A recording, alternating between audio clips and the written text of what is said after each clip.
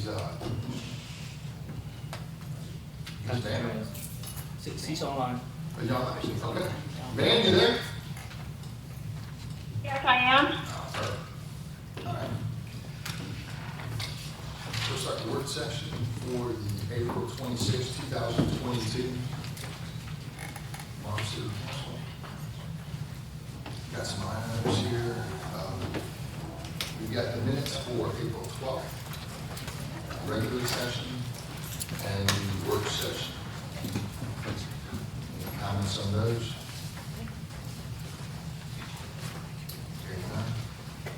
Awards and recognition, fire department, I guess, Chief Smith, you got that from Mayor for the Burn Foundation? Yes. Chief Hyde will actually be making that presentation. Mayor, I have to consult on the meeting minutes. Say that again? I have the concern on the meeting minutes. Okay. Okay, so when was that the council changed the method of recording the meeting minutes? When did the council make that change?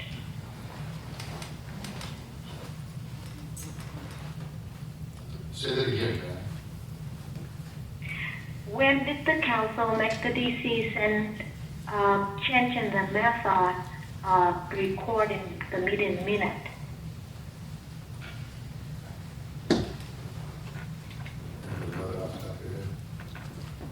I have no idea, man. I do know what the practice is, and we've had that You discussion. do know because you, in the email, you advise to every council that the method has changed because, in the way I see that, because in the past, there were meeting minutes that recorded verbatim.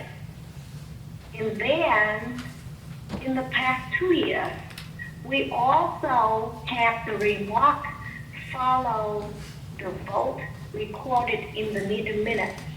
All of a suddenly, for this year, it started to be off and on. It's recorded when it feels like, and it's not recorded. Sometimes it's not recorded. And I have been, every time when I see it off, I always remind it. The first time, back in April the 12th, when I raised the concern about that, I got the advice that that is a council policy. I also have asked for the written policy so for the council to understand what is our policy. The policy has not been given to me. And now I became proactive and reminded the city that there are the remarks after the vote. And after your review, though it's supposed to be the review, but none of those remarks being recorded in the meeting minutes. And I am asking you, why is that? Did you get the opinion from the city attorney? The opinion from the city attorney is about changing the meeting minutes after it's approved. If the meeting minutes is approved by the council has their legal right to say what exactly it is about. If not, then why do I bother to approve? Because if I don't have the input, none of the council has the input, in the meeting minutes, why do we need to approve? If we see it's not reflecting what happened in the meeting, why are we not recording what happened in the meeting minutes? I'm not sure that's a I yes or no. thought it was a portion of the answer. It's not the full answer, and I didn't see how the question was raised. But it's more about the council cannot write an email to change a meeting minute, and that is the meeting minutes have been approved. The council job is to review the meeting minutes and approve that. So if the council member say that the practice, the method is not consistent. Because in the past 2 years, we always record the remarks after the vote. Why is that is being taken away? And I will explain that because that is the practice, and unless the council decides to do differently, my question for you is that when did the council decide to make that change? Because just in October, in September, in January, in February, we still recorded those remarks. And now, those will be prohibited not to record. Why is that? To answer the first part of the question, when you talk about making modifications to the minutes based on an email, that was based on your discussions a couple of weeks ago. Therefore, you received an opinion from the city attorney who explains what you can and cannot do related to that specific topic. Secondarily, your city council as well as yourself approve every set of minutes which are based on, and you have another legal opinion from the city attorney in terms of what is the minimum requirements to have in those minutes. The minutes are produced by the city clerk. If you can get 3 votes, then your minutes basically are modified to whatever level the city council so chooses. And to my knowledge, the city council has voted consistently, time and time again, to approve in a set of minutes. In most cases, and in some cases, you have asked specifically to have a modification made. You've amended that motion on the floor. That motion has not passed.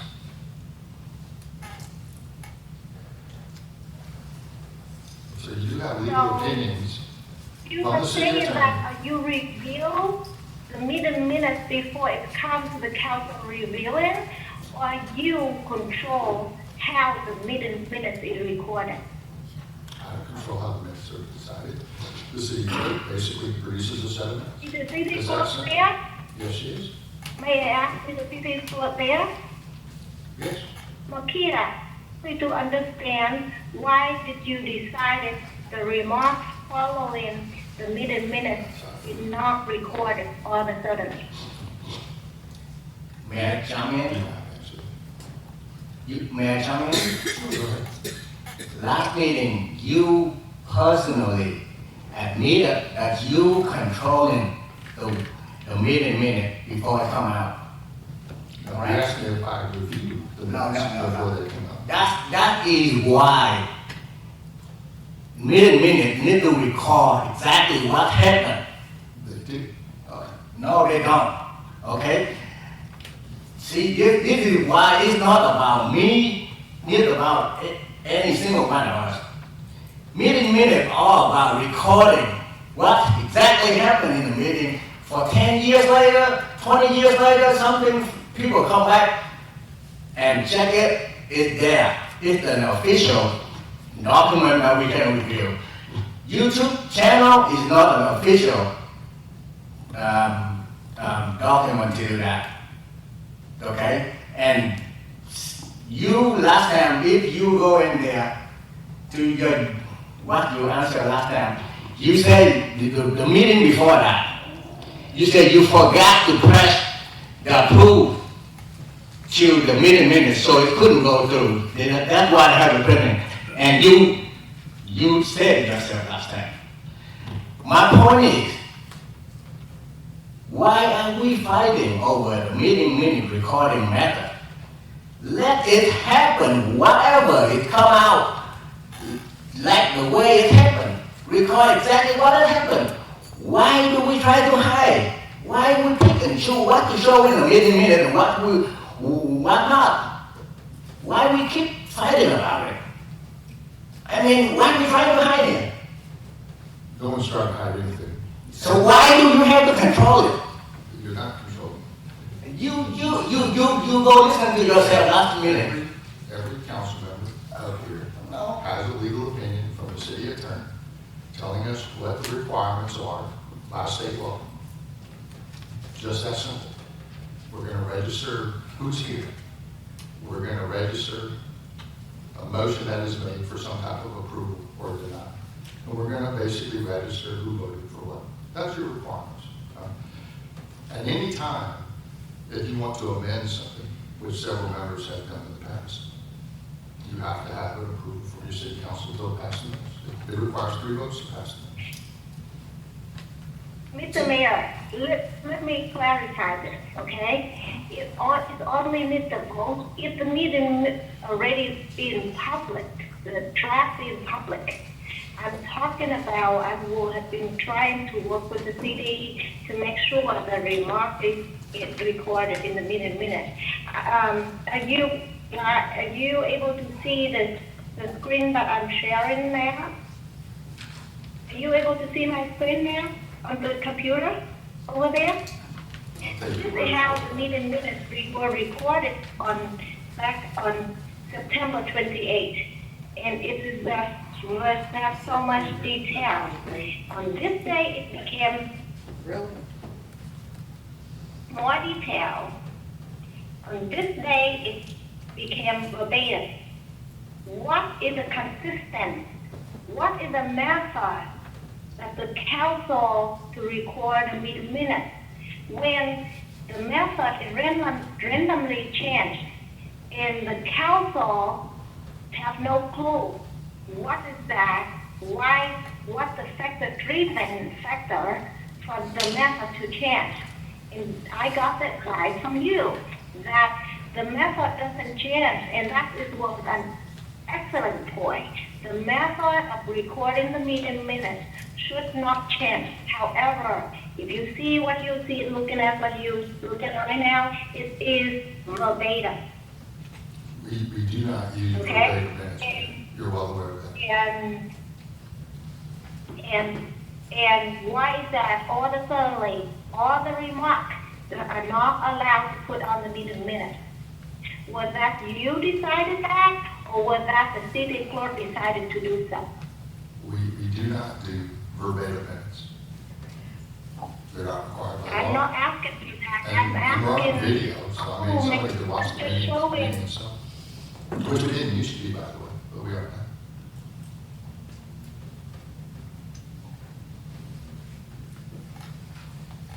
We disagree. It makes a decision in the last council meeting minutes for the meeting on April the 12th, who decided not recorded the remark follow after the motion, after the vote. Was that you, or was the city clerk? I actually don't write the minutes, but we understand that you disagree. We understand that. I hope that, Mr. Mayor, I still have not got the answer. My question is that, was that you decided the meeting minutes should not be recorded, the remark after the vote? Or was that the city clerk decided not to happen? As stated, Ben, you have a copy of the city attorney's response. We understand you disagree. Other questions? I appreciate your response. I still did not get the answer. Was that you decided to take the remote off the meeting? Because I sent that note to the city manager and the city clerk. And for some reason, it's not reflected. The method has changed because in the past 2 years, we always recorded the remarks follow after the vote. All of a suddenly, it stopped doing, and it comes sometimes, it's off and on. And I try to work with all of you to get the method to be consistent. Could someone give me the answer? Who makes the decision to take the remark off from the after the vote in the meeting minutes for April the 12th. Are there any other questions? All right, moving on. We've got new business, which will be the approval of Carlos, who's an architect firm for NCARB, to provide programming and conceptual design at 5900 Reynolds Road. Basically, this is a property that the city has owned for a number of years, and we've got to be able to come up with some design services so that we ultimately can build it. Comments or questions? Do you have anything to say? Do it now. I can briefly go with it.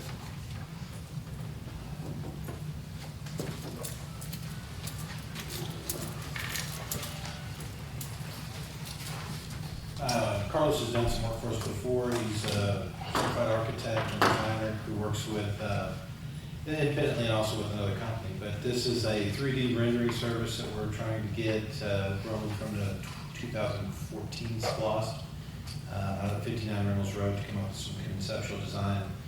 And he's already got the 3D scan done on it, so he'll be coming up with some ideas and visualizations of what the council may wish to do at that location. So it's just a design phase of this particular project.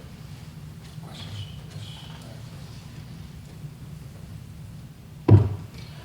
This is an exciting project. We view this as our arts and recreation area for the city, so the ability for the city to have a community gathering space, visualizing the services that can be run out of there that add to the quality of life for residents is exciting. So this is a good thing. Mr. Kwok? Can you tell me a little bit about what we're trying to accomplish from that building? From what we hope to accomplish from that? To give us an idea of what we can do, and it lists out here, he's going to do a site plan with analysis on zoning and other regulations, confer with the county and also with the city. He's also going to do some conceptual building plan, including some proposed use. So he'll be getting some ideas from the council as well as what we want to do out there, or what y'all want to do out there. Conceptual elevation, sectioning, parking plan and loading areas, conceptual use of exterior spaces, basic 3D rendering and walkthrough, so you'll be able to visualize it as you see what the concepts may be. Civil, structural, and MEP engineering recommendations, and if required, we'll present that to you all if you'd like to see that. So we do have the actual plan for the facility already. We just trying to come up with some concept. Exactly, and there's not really design on it as far as what the conceptual use is, but this is to give us an idea of where you all may want to go with that direction. Okay, so we don't know what we're trying to make it out of yet. Correct, yeah, he'll lay those out, and those will be developed along So the should we give them some kind of direction, what we're gonna do to be like a supermarket, Right. Well, it will be, that's a conceptual idea as he goes along with it. So initially what he'll be doing is laying out what the requirements are for zoning and elevations and everything else, and then we'll give him feedback as to where we want to go in that direction in the future. Thank you. Yes, sir. Ms. Tran? No question. Ms. Dean? So this project has been rolled out in different phases. Yes, ma'am. So as the council, mayor and council, look at the study and design, we're designing. We're gonna look at the building and decide what we want, the plans and all of that, how we want those configurations. Oh, yes, ma'am. And that's part of the exciting about Carlos is that he's very open to that. He's very, he kind of feeds off of that. So he kind of requires that feedback from us as to where you all want to go in that direction. So he likes to design that around your ideas and concepts. So hopefully that's sooner rather than later. We'll be getting into. He's getting started. Get We into approve it. this. Long time coming. That's been a project that a lot of the citizens have waited for. So I'm excited, ready to get started and have something that we can actually put out there for the citizens to enjoy. For those who know that property, Do you have, the council again, do you have the idea what that's going to be? Do you have an idea what is that going to be? I'm sorry, you asking me? Councilman? Council Dean, Oh. you see that will be the project that the resident looking forward. So I'm just asking her to share if she has the idea what is that building going to come to be. As Jeff stated, that's something that the city council, mayor and council is gonna look at and make decisions. I think that's what was said in here. For those who remember that property, it's got 4 buildings. We've got a little bit of a dog park there. Got a garden that's coming on strong, looks pretty good. Go back a little bit in history, and we're trying to create some public-private partnerships with the gymnasium that's back there. We've already got, a basketball program that's has an interest. We are working with the badminton team. And these would be people who would be able to use it, and ultimately citizens as well. Then we have a second building, and that lease pretty much just expired, so it became available to us. And when we talk about a community building or community services or something like that, that has been promised to our citizens for a very, very long time. And we've got to be able to not only put it in play, but to be able to afford to pay the utility bills and the different things along those lines. So the lower section of that is very much like a community room. It's over here for those who've seen it. The upper section has some fairly decent room in it, 3 or 4 breakout rooms, and it's manageable. We got a building off to the side where we check to see what the steel structures look like. That's going to take a little bit of time as we try to figure out how to put that in play or whether we demolish part of that building. Then you got that very big building, and now it's complicated. But when you start to talk about art districts and different things that really draw your community together, that's where we're going to have to take a little bit of time to make sure we get it right. Before you can do anything, you have to have some type of design. You have to know what we have. And you start from there. And you pull as many people together and say, but it's not a surprise. You know what you've been asking for. You know what pretty much everyone's been dealing with. But it's got to start or it'll never finish. And, we've had SPLOST 2014 money in the bank for a long time to be able to build that. It just has not been accomplished. But we're heading in that direction. So, and Carlos is as good as anybody. It's a good visual 3D design. Go ahead. So as a community envisioning possibilities for community programs, this is the type of point where we say youth programs. This is where we say senior activities. This is where we say, maybe there's a partnership where, the city itself does not educate students, but we maybe bring in partners that can run programs that can assist with tutorials or things like that. So this is that type of project. This is what we're saying. We want that type of feeling over in that building, a community, recreational, resource-oriented place, which we don't have to this point. So that's what we're looking for, and that's what we want to hear citizens' feedback and comments as we are all envisioning this together. So. Yeah, and it has a cost. Utilities, maintenance, some light staff. Ideally, we think we can work this out in such a way that we can break even. That's our goal. You might have that first couple of years where, as you're starting to make the thing happen, it might not work out exactly that way. But that's still the long-term vision. So fairly normal stuff, but it'll be fun.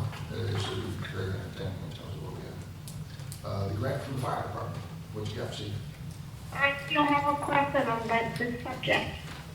I asked for the category of project register in the SWOT 14. Jeff, could you please let the council know what category or what is the approved project is this spending the conceptual design going to be? Yes, I got your email today, and I will get that to you tomorrow. It's under the SPLOST 14 under the Reynolds Road categorization, and I'll get that budget to you first thing in the morning.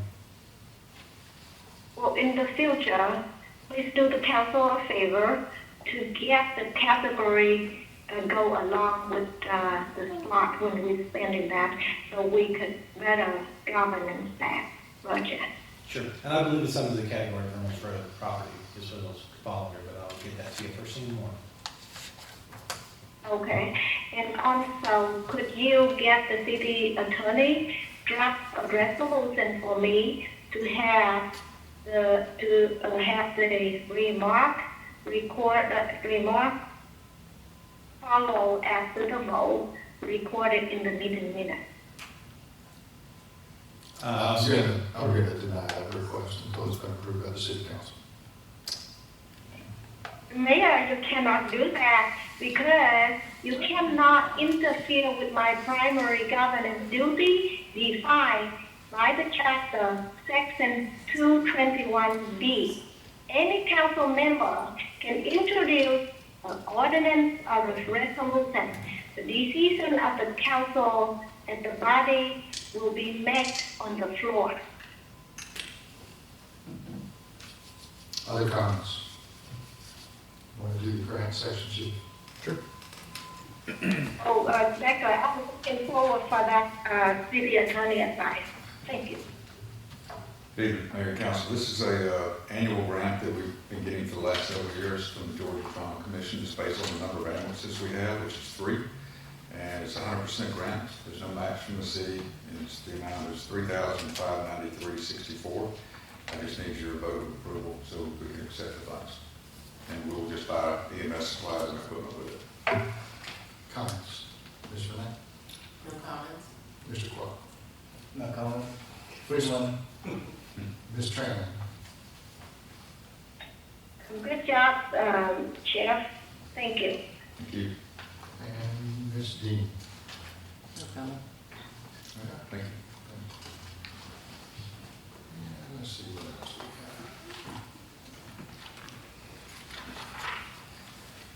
Let's go over the Lake Harbin Road subdivision plan. That's been a project that we've been working on for quite a while. This is just a request. Planning and Zoning Board met the other, last week, I believe, and reviewed the preliminary plat for the proposed subdivision. It's a residential partial. We have it listed in the city as RS80, and requesting that you accept the plat as designed and presented by the Planning and Zoning Commission, approved by them. All right, everybody have no comments, Ms. Knight? I'm good. I've been watching and waiting for the plat, and the planning and zoning has met, and I see their recommendation. Sweet. Mr. Clark? No comments. Ms. Tran? No comment. Ms. Dean? Only that I'm happy to see that we've moved it as far along as we have. It's been another project that we need to move forward and not impede the process. I think most of the people in the audience, have seen that particular corner, and it's, it's a parcel the city owned. We bought it many years ago when it was an unincorporated corner. There was a high risk that it was going to be turned into basically a gas station and potentially assembled all the way to Pinecrest Drive, and that probably would not have been a good idea for the Lake Harbin subdivision along Meadowbrook. So we made a strategic strike. We purchased the property. We've owned it for a very, very long time. It's got some buildings on it that have some age, and it was a property that we looked at as we're trying to put new housing, for the first time in a few years, back into the city. We're looking at price points probably in the 400 range, which if you looked at the newer subdivisions that were built and you kind of figure out what a CPI adjustment would be, it would be at least comparable to what was done in the past, irrespective of what those resale values are. There's a couple of elevation plans out there for those who may have an interest. I don't know if they're available, but they should have been back. And I think it gives us 10 houses. And that's not a lot, I know. But we don't have 80-acre tracts anymore, 100-acre tracts. We've got to work with developers to be able to say, how can we continue to have a nice product in the city and continue to move the city forward. And I know the city and our development team has been working on this for a very long time. I see Mr. Collins in the back with the Planning and Zoning Board. This is not easy stuff. When you're dealing with smaller things, you're not getting the major players. But it's a tremendous amount of work. It's a lot of team effort. And I'm really proud for the city to be able to move that forward. And we're looking for other projects as well. We know some of them are there. It's kind of showing an example of what can be done. We know some stuff on our peripheral edges is being built that's let's just say it's not at the same quality. So, good job. Me? Yes, ma'am. What's your projection on this type of housing being built? How do you feel that it's gonna impact the cities? Well, the good news is having a new product where you have builders out there promoting your city, it's gonna show demand. If you went to Realtor.com or some of these others that are out there, and just looked at it, most of the people in this room know what the city limits are. You know, what roads are in the city, what roads are not in the city. And you got like 3 houses in the entire city for sale. That's tremendous demand. You don't want to have a lower end product that kind of competes with somebody's ability to renovate an existing house and add property value, which you have. You want to play at the top end of the market and be able to give them a good comparable to what's for sale. And that's going to drive consistent value. That being said, the governor signed your homestead exemption. And now we just need one more final vote. And, you know, some of those property tax issues in terms of your demand factors, that's going to save you about $180 per household, you know, for somebody who owns the property here. So we got one more little hurdle to go over, but it proves demand. It puts a few dollars back in your pocket in terms of what's happening out there. So those are all good.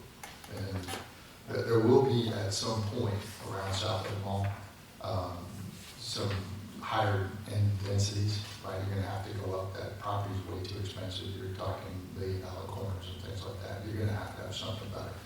We're working with some developers. You know, no one in particular has got an interest yet.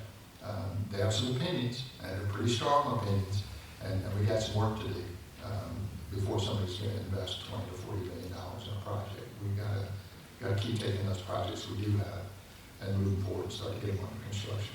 So, but I think when we get to where maybe another year, you should have some price points that I think will surprise you, and some product that I think will impress you as well. But we got a little work to do left on that one. Pay scale proposal. Let's have some fun, Mr. Mayor.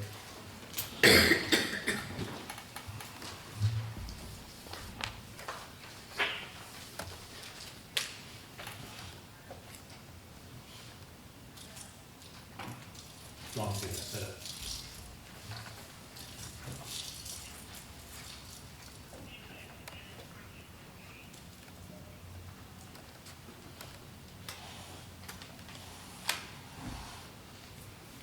All right, this is something we've been working on since the end of January.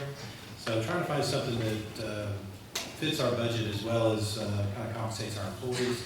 So about 20 slides here. There's probably going to be some questions afterwards, but I think some of the internal information in the slides will answer some of those questions that folks may have.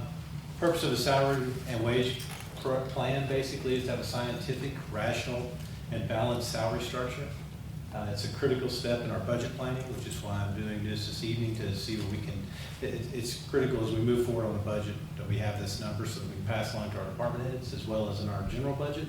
To ensure consistency with the city's overall organizational plans and programs, and we want to create a sufficiently flexible compensation plan that ensures that we can. It ensures internal and external equity and individual worth, optimizes employees and employers' interests, and to be responsive to the changing local and national conditions and trends that we see. This is a map of the shareholders that we have, taxpayers and citizens at the top of the heap. Of course, we want to make sure that you guys are happy. You guys want to see a good return on your investments. You want to see a well-run city and a responsive employee. The mayor and council want to have an efficient, well-run city with competent staff and defined, reasonable, and maintained budget. And employees they desire a fair and reasonable pay and path of progression and achievement that's laid out for them. And department heads need to have a scale that allows them to hire competent staff in order to meet objectives determined by their leadership. Current situation, really no big changes over the last decade. There have been some, but the biggest one was a bonus that was paid 14 months ago.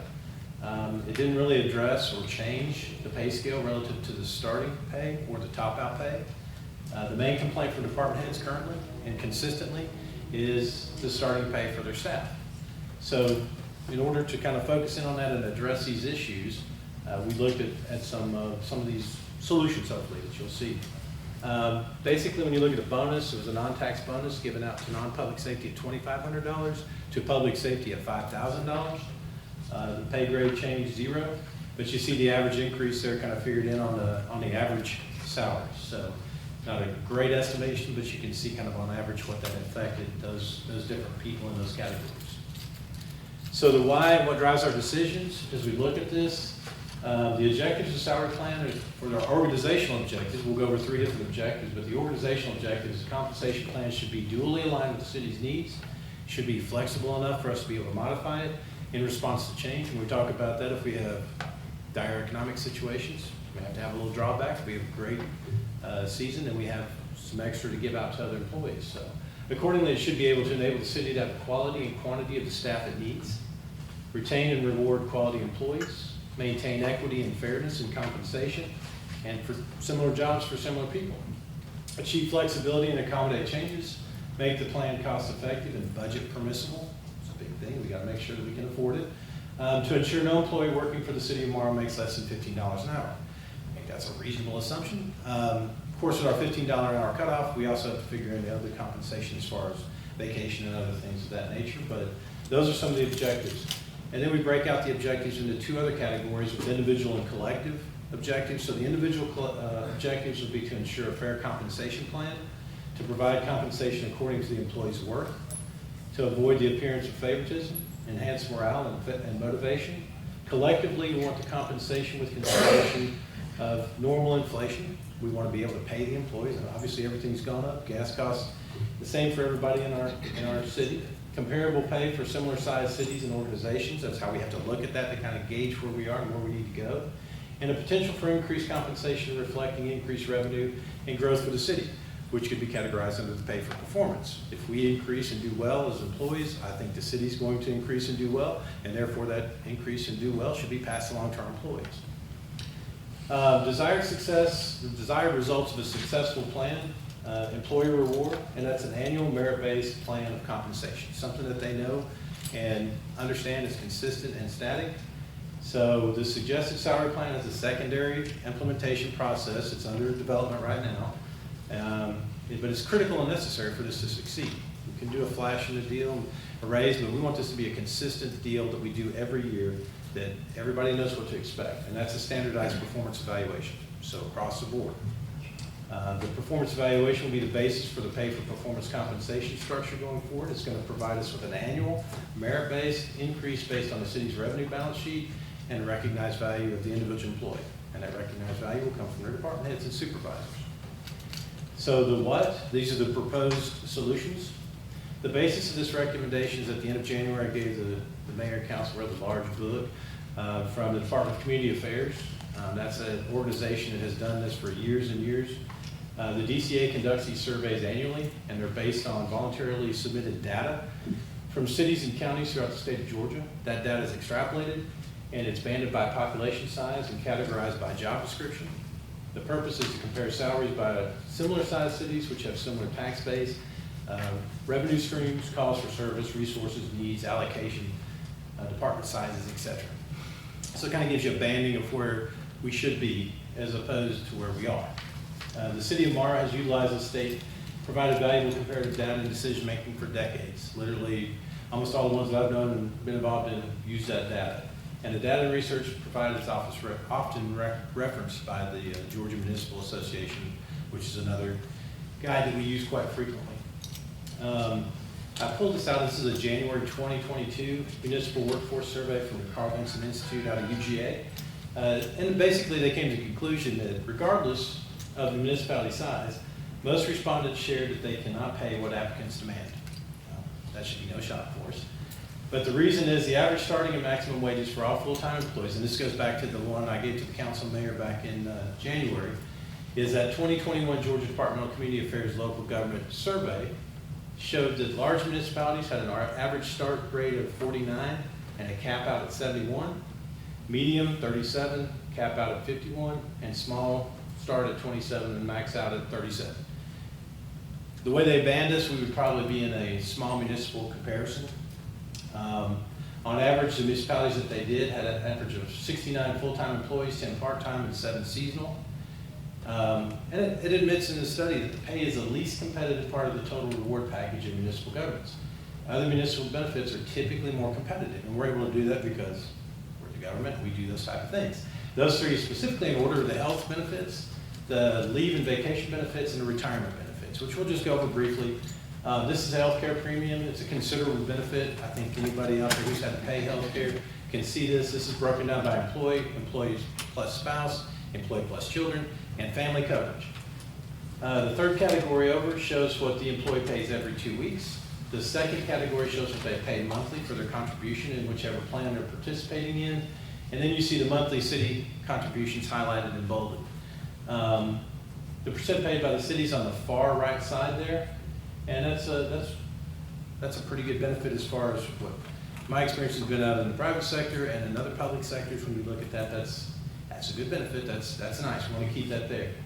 Leave benefits offered by the city. I left these broken out the way they calculate them, because the calculation for the fire department is different than the calculation for the police department, which is different than the non-public safety employees. But the bottom line is it's all the same as far as the holidays, which are 11 days of holiday pay. Sick time, they have 12 hours. Vacation for less than 5, I know these are reversed here as far as a greater than less than, but if you have less than 5 years, you get 10 hours of vacation. If you have more than 5 years, you get 15 hours of vacation. So that's another pretty good benefit for the city. So as we go through the substantial benefits offered by the city, aside from pay, we look at healthcare co-pays. They're very competitive and oftentimes superior to the private sector offerings. And according to the KFF, which is the Kaiser Family Foundation, which is they do a lot of surveys and different things in the insurance field, the premiums for families and individuals have increased 22% over the last 5 years and a total of 47% over the last 10 years. So I don't think they're going to start decreasing anytime soon, but we want to maintain where we're at as far as our benefit to our employees. Leave and vacation benefits, I think they're generous and comparable. One of the other benefits we have with the police department is they have now changed over to a take-home vehicle policy, which has no distance limitations. So they're able to take those home. That's roughly estimated by IRS between $7,500 to $8,500 benefit to the employee. Retirement pension plans, we match a pension plan for the employee as well as a 401k that they're able to participate in. And they vest after 10 years of service on that pension plan, which, as you all well know, pension plans are scarce and few and far between. The proposed salary increase, if you look at this, and I don't know if you all can actually see this, the council has a bigger picture of this, but this will be online. I propose that we do a across the board $4,000 raise for all employees. Not just the $4,000 across the board, but we're looking at eliminating some of the pay grades to make sure that everybody makes at least that $15 mark. And to address some of the other issues that we have, that $4,000, I'm adding in the bonuses that were given by the city. So if you're a non-public safety employee, you were given a $2,500 bonus. So you would take that $6,500 total and increase your minimum start and also increase the max out in that pay grade. So those pay grades are divided out by public safety and non-public safety. That's basically gonna, if you incorporate the bonus with this pay structure, pay grade restructuring, you're gonna see an increase on average of 17.6%. That cost at 84 employees is roughly around $336,000. That does not include the differences in the fluctuations in the FICA and other things that will also increase with the pay increase. But that's our base cost on this. And you can see it's broken out. You can't see it on there, but it is broken out. And you see I've heard proposals for percentage raises. Those are easy. I'd much rather have done that. I could have taken care of that in about 30 minutes. It's easy because you just throw out 10%. People who are making $100,000 love it. People who are making $27,000, not so much. And it doesn't really address the disparity or the inequity in some of the pay. So if you see on here, the biggest bars here are going to be the people at the lower pay grades, which is the top of the page. But it doesn't leave anybody out. Everybody gets that pay increase. And this is one, now this first one leaves out, and leaves for political decisions, which we'll discuss in a minute, some of the higher staff, which should be a political decision for the council to make. This next graph will show everybody included in that pay raise. And it also breaks out the percentages at the bottom. The new pay scale will eliminate anything below pay grade 15, and that makes sure that everybody's at least at $15 an hour. And the minimum and maximum on all pay grades is increased either by $6,500 or the $9,000. Not included in the salary proposal I'm presenting to you all are the two major positions which are going to retire out with the personnel currently in them. Those positions were created specifically for those folks. The two deputy chief positions, one in the fire department, one in the police department, and 7 department heads. That's 11 people total. I feel like that's something that you all can do in a political decision, and that's your prerogative. If you choose to do all of them, that's another $44,000 we can add on. Or if you choose to do something different, we can work with any number that you decide or however course you decide to take. And further, and the last thing in the proposal, if an employee's been at the city of Morrow for less than 1 year, and when we move those new pay bands, both the minimum and maximum, and they're within that, I would suggest that you allow myself and the department heads to make a decision after discussion as to whether or not that increase is merited or appropriate for that person. Because some of them, we have made some adjustments in the hiring practices so that they could hire into the system so we could attract personnel. And that is the proposal. Questions, Ms. Knight? Okay. Ms. Tran? Yeah, Becca, do you aware of the salary study that the council spent $25,000 to get it done recently? Yes, ma'am. Okay, so I did not have the opportunity to look for the rest. I'm looking for just a few positions here. Like the city clerk with her current pay rate. Is this current? This is the current pay rate. This after the 4,000 increase.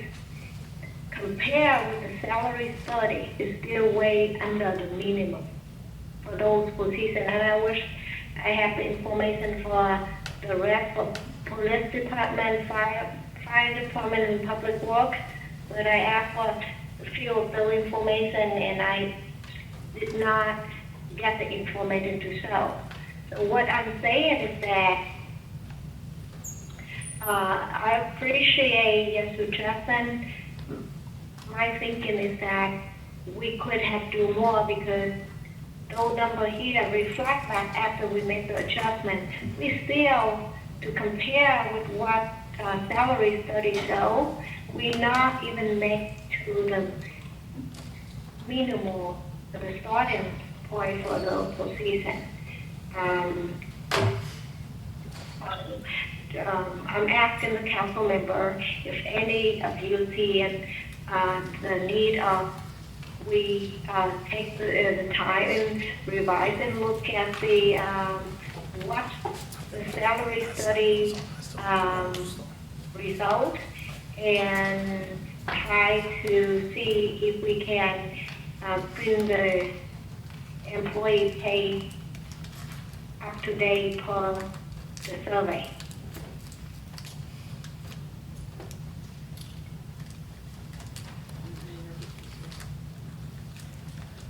Any other comments?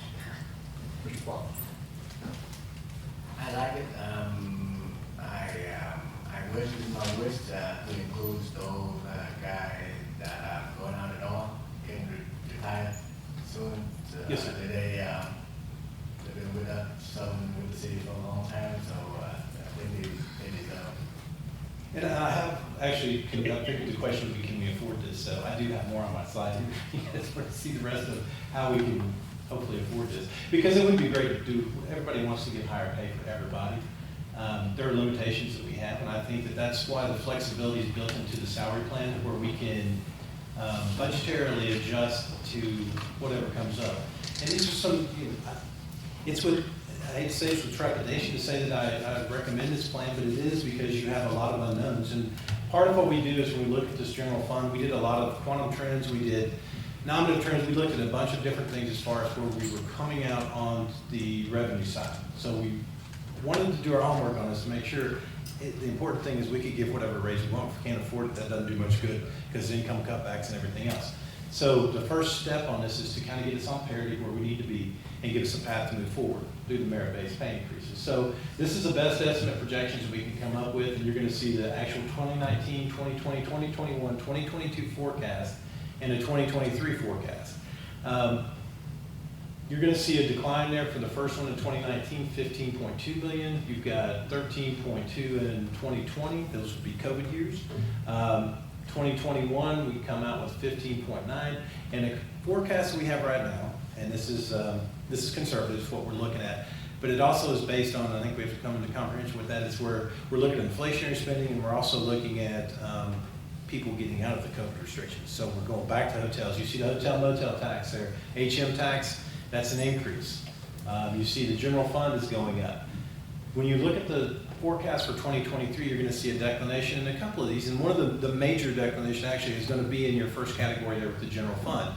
And the question I had, or you have, is why?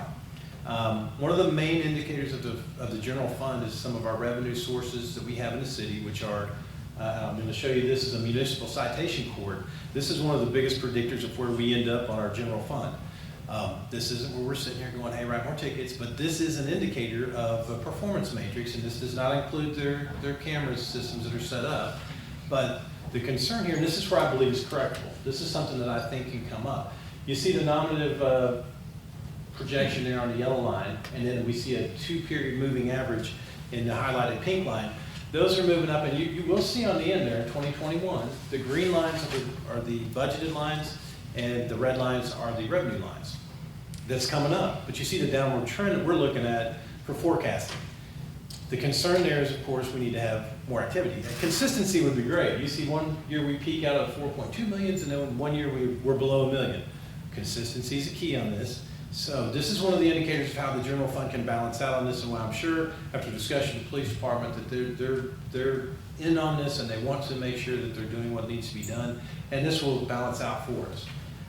One of the other things we see is how do we maintain this? We have to be bold in what we do. And that's, excuse me, that's in our planning, our opportunity harvesting, thinking outside the box with some unconventional solutions to the standard problems that we have.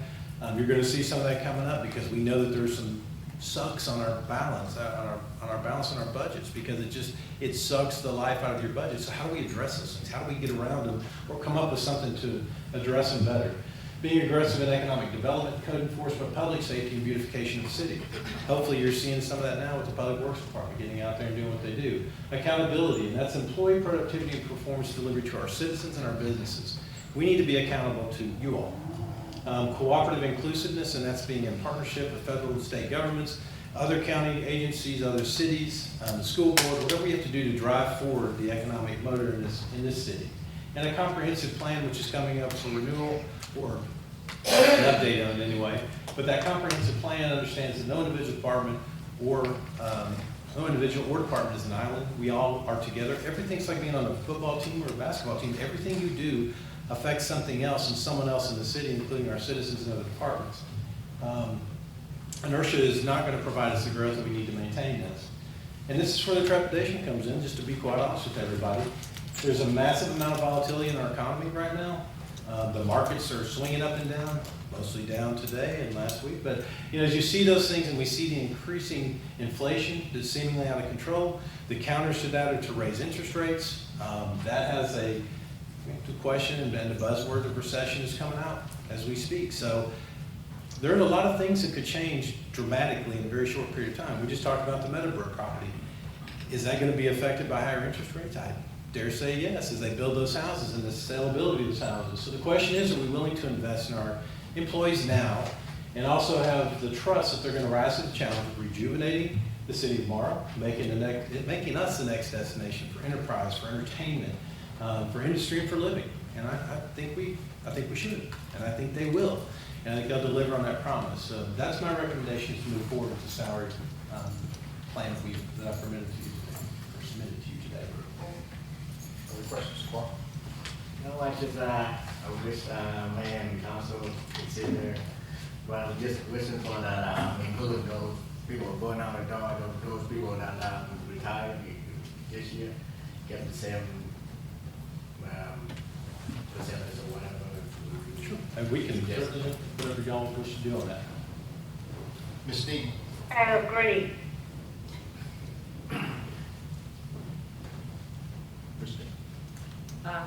I think that this was given a lot of work by the city manager and finance department. I appreciate that.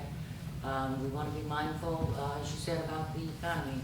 We want all the good things for the city and the citizens, but we do have to be mindful of how we're going to pay for it. But when you look at some of the stuff that the governor's done, you know, several years back, you know, he promised teachers a $5,000 raise, and it took him 4 years to do it. You know, but this last legislative session, they actually did. A couple of years ago, you know, we come in and we're working hard to improve some of what we're finding. You know, our salaries are not where we wanted them to be. We made a $5,000 strike almost as soon as we could put a budget together. And if you add that to another $4,000, that's a total of $9,000. So if you were making $38,000, $40,000, you know, a year and a half ago, you know, that number's up by almost 25%. That's pretty good. The city always has the ability, if our revenue improves, to be able to adjust. But we're not locked into anything. It's a budget. What does that mean? Just like in your house. You could budget for a brand new car. You could budget for, you know, a set of cabinets. You know, things may change. Sometimes you're going to pull things back. The salaries, once you give them, you're pretty much committed to giving them for a long period of time.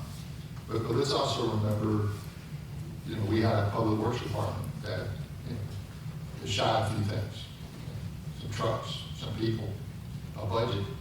You know, if your city doesn't look good, then we can't expect our tax value, which is one of the bigger things in the city, to have a value. We lost several $100 million worth of value, and we're working hard to be able to recover those. We appreciate our employees. Our employees ultimately have a boss, and that boss is our citizens, our businesses, and our guests. And we have to be able to produce those results to make it so that your city is safe, that it is continuing to be vibrant, and that your businesses are places you'll want to spend your money. Otherwise, we'll all spend our money somewhere else. So it all works in a full circle, as Mr. Mayor explained. We'd like to do more than 4,000, but 4,000 is not bad. And this whole decision tonight allows us to actually complete the budget, in which case there'll still be some hard decisions to make. We need about $1 million to be able to not build the Taj Mahal, but just to kind of get it on the road we want it on. It's a little bit complicated to be able to say you can make $1 million in a budget in a year. That doesn't mean we can't strive to achieve. It doesn't mean we can't even put a budget out there. But we have to have a strong commitment from the entire team, our citizens, our officers, you know, the code enforcement team, to be able to deliver on that. So, thank you. I think that's the last item. We got about 3 minutes before the council meeting. Mayor, can I say something? Sure. The tax revenue year 20 versus 21 increased $2 million. In the report, they put it on DCA website. So everybody can go there and have a reference on that. So to have to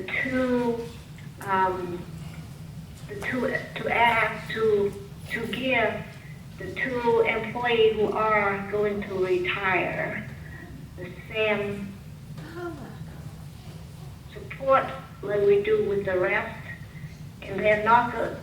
That would not impact us forever because they are going to retire soon. So I think that is a kind and a fair treatment to the employee. And meanwhile, we're going to look at the revenue trend analysis and then figure out what we can do for all the department heads later. But for tonight, I think we should include the salary increase for the 2 employees who are going to retire. They're going to work for us for so long now, they reaching the retirement age, it doesn't, it's not a good position for us to say we're scolding them out because they're retiring. Look, in fact, the tax revenue increased 2 million from 20 to 21. So, and to ask the salary increase for 2 employees is not that much to ask for us to compare with the rest. And also, in the motion for the salary, it also say authorize the mayor to sign to execute the agreement. What agreement are we doing in the salary study, in the salary increase?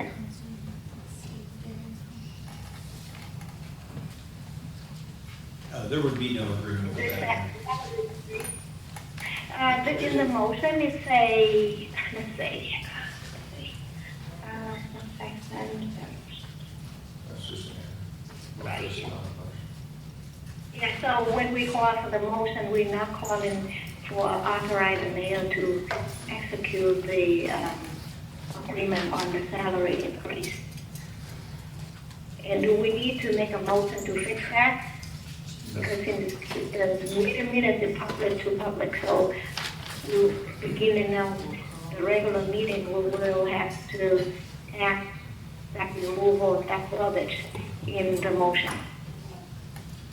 Any other comments? So we'll start the minute in about 2 minutes. If you want to get a cup of coffee, we've got a little machine over there that's really nice. I'm glad you guys look better than we did.